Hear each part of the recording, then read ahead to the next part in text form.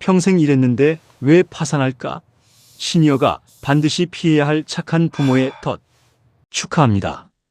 여러분은 대한민국 역사상 가장 성실하게 가난해지는 법을 완벽히 실천해 오셨습니다. 정말 뼈아픈 역설이죠. 밤낮 없이 일터에서 몸을 갈아넣고 먹고 싶은 것 참아가며 내 집 마련에 목숨 걸고 내 노후보다 자식의 영어 성적에 모든 영혼을 쏟아부으셨을 겁니다. 그런데 그 성실함의 끝에 기다리고 있는 성적표가 무엇인지 아십니까? 2026년 현재 대한민국 파산 신청자 2명 중 1명은 바로 우리 곁에 60대 이상 시니어입니다. 평생을 경제 성장의 엔진으로 달려온 분들이 왜 인생의 종착역에서 법원의 파산 결정문을 받아 들어야 할까요? 이것은 단순히 운이 없어서 벌어진 일이 아닙니다. 여러분이 믿어왔던 성실함의 공식이 통하지 않는 시대가 왔기 때문입니다. 마치 구멍난 독에 물을 붓듯 아무리 열심히 벌어도 밑바닥으로 자산이 줄줄 새어나가는 거대한 경제적 함정이 도처에 깔려 있습니다. 착하게 산 죄밖에 없는 당신의 통장이 왜 자꾸만 가벼워지는지 그 잔인한 배신의 실체를 이제는 직시해야 합니다. 지금 이 순간에도 나는 아니겠지라고 안심하고 계신가요? 하지만 통계는 거짓말을 하지 않습니다. 시니어 경제가 수백조 원 규모로 커졌다는 화려한 뉴스 기사 뒤에는 45%라는 시퍼런 칼날이 당신의 목전까지 와 있습니다. 이 숫자가 의미하는 진짜 공포는 단순히 돈이 없다는 것이 아닙니다. 우리가 평생 쌓아온 존엄성이 단 한 장의 파산 신청서로 무너질 수 있다는 경고입니다. 그런데 여기서 정말 이상한 점이 하나 있습니다.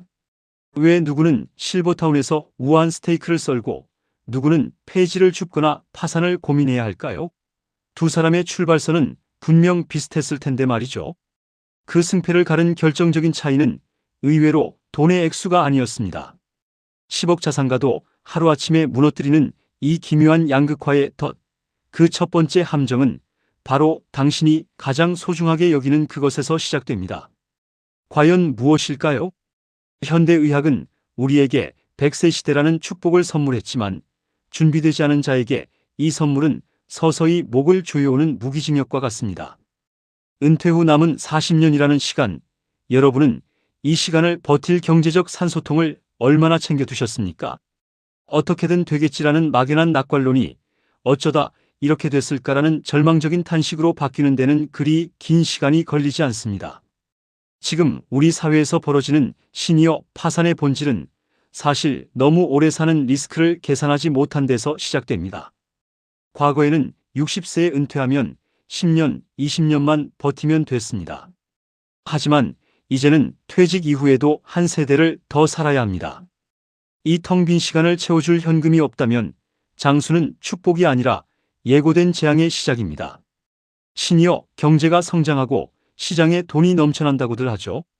하지만 그 풍요로운 잔치상 아래에서 누군가는 떨어지는 빵부스러기조차 구하지 못해 굶주리고 있습니다. 산업은 화려하게 빛나는데 개인의 고가는 왜 더 처참하게 비어가는지 그 기묘한 양극화의 깊은 골짜기를 보셔야 합니다. 이 골짜기에 빠진 사람들은 하나같이 입을 모아 말합니다. 설마 내가 이렇게 될 줄 몰랐다라고 말이죠. 하지만 무서운 진실은 여러분이 가장 안전하다고 믿었던 자산들이 사실은 여러분의 발등을 찍는 도끼가 되어 돌아오고 있다는 사실입니다. 10억짜리 아파트 한 채만 믿고 안심했던 분들, 혹은 번듯한 직장에 다니는 자식을 내 노후 보험이라고 생각했던 분들 계십니까? 그 믿음이 얼마나 위험한 착각이었는지, 그리고 왜 2026년 대한민국에서 종이 부자들이 가장 먼저 파산의 벼랑 끝으로 내몰리고 있는지 궁금하지 않으십니까? TV 속 화려한 액티브 시니어라는 수식어 뒤에 숨겨진 잔인한 신기로 그 첫 번째 정체를 지금 바로 공개하겠습니다. TV 화면 속에는 오마카세를 즐기고 크루즈 여행을 떠나는 이른바 액티브 시니어들이 가득합니다. 그들은 마치 은퇴 후의 삶이 축제인 것처럼 말하죠. 하지만 현실은 어떻습니까? 대한민국 대다수 노년의 실상은 하우스 푸어라는 족쇄에 묶여 있습니다. 10억 원이 넘는 아파트에 살면서 정작 편의점 도시락 하나 사 먹을 때 손을 떠는 모순적인 삶. 이것이 2026년 시니어 경제의 민낯입니다.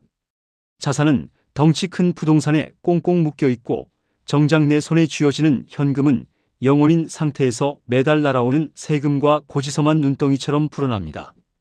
이들은 통계상으로는 부자로 분류될지 모르지만 실질적으로는 하루하루 말라가는 부유한 빈곤층입니다.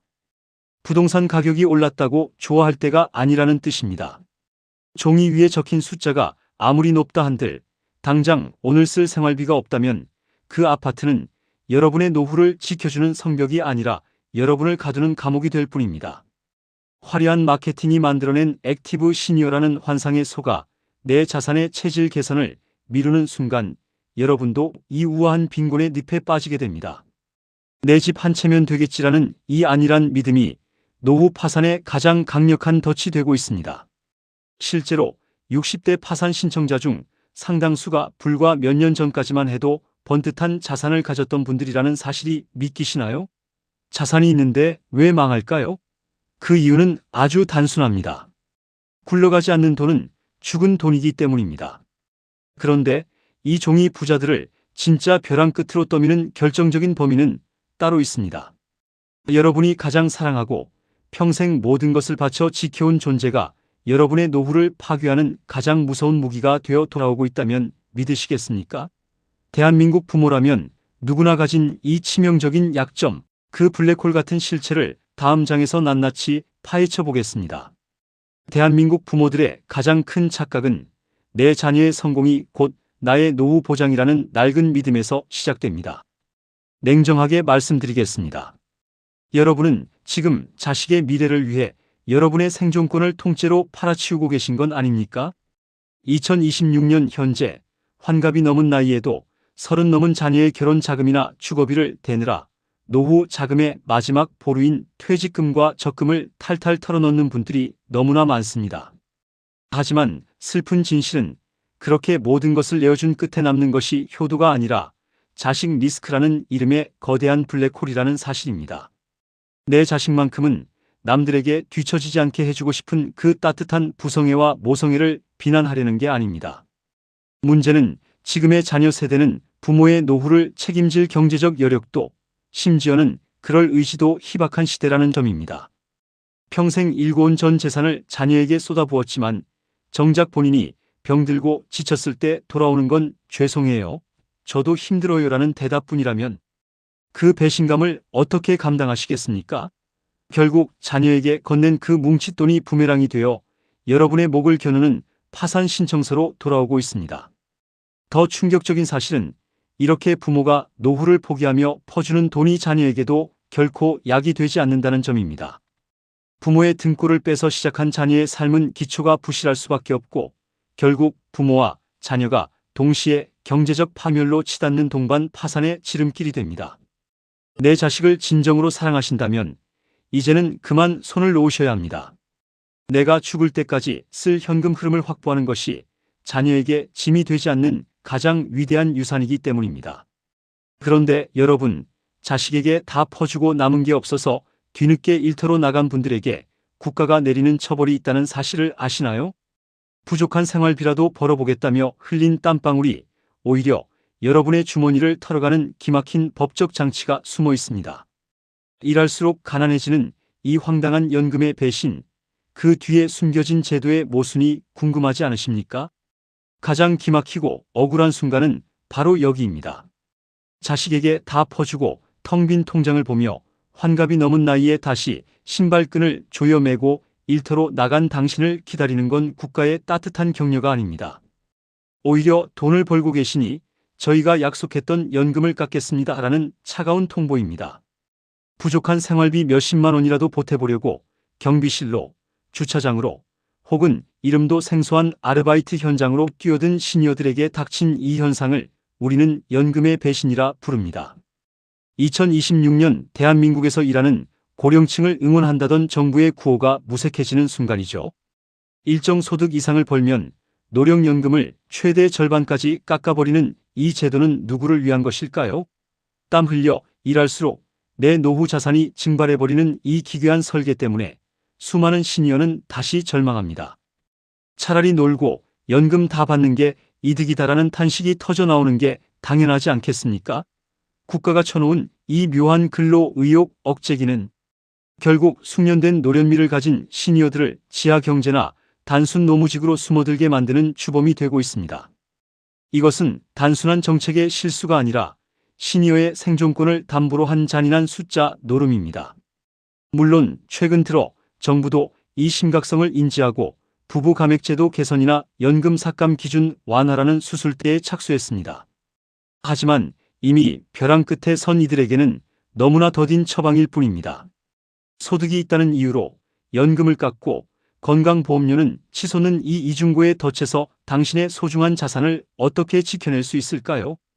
2026년의 개편안이 과연 여러분의 주머니를 다시 채워줄 구세주가 될 수 있을지 우리는 냉정하게 따져봐야 합니다. 그런데 여러분, 이 모든 악조건 속에서도 웃으며 노후를 즐기는 소수의 사람이 있습니다. 그들은 운이 좋았던 걸까요?